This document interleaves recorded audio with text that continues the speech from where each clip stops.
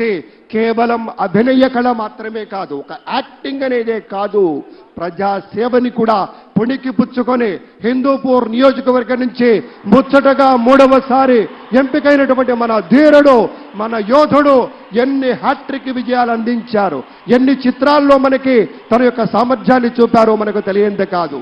అదొక్కటే కాదు పెద్దలారా, బాలయ్య బాబు గారి గురించి చెప్పుకుంటే బసవరామ తారకం ట్రస్ట్ పేరిట ఆయన అందించేటువంటి సేవలు అనుపమానం, అద్భుతం. క్యాన్సర్ వ్యాధితో బాధపడుతున్నటువంటి అనేక మంది ఆర్తుల్ని రక్షించడం కోసం బసవ తారకం ట్రస్ట్ పక్షాన విశేషమైనటువంటి రీతిలో సేవలు అందిస్తున్న బాలయ్య బాబుకి జై. అలాగే మన తమిళనాడు నుంచి ప్రత్యేకంగా విచ్చేసినటువంటి గౌరవనీయుల శ్రీ రజనీకాంత్ గారు విచ్చేశారు, నిరాడంబర యోధుడు. అలాగే మన పెద్దలు మెగాస్టార్ శ్రీ చిరంజీవి గారు విచ్చేశారు. స్వాగతం పలుకుతాం గట్టిగా మన మెగాస్టార్ చిరంజీవి గారికి. అద్భుతం.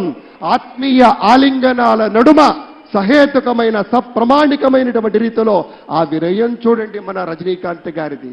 ఎంత ఎత్తుకెదిగినటువంటి గొప్ప కళాకారుడు అయినా కూడా ఒదిగి ఉండేటువంటి ఆ మహనీయులందరికీ స్వాగతం పలుకుతున్నాం. Great pleasure to welcome Thalaiva super star Rajnikanth Garu and Lata Rajnikanth Garu to Andhra Pradesh for this momentous occasion. Padma Vibhushanulu ఆ రోజు మనం అంతా చూసాం. పుత్రోత్సాహం తండ్రికి ఏ విధంగా ఉంటుందో మనకి తెలియదు, కానీ సోదర ఉత్సాహం ఆ సాష్టాంగ నమస్కారంలో మనం అంతా వీక్షించాం.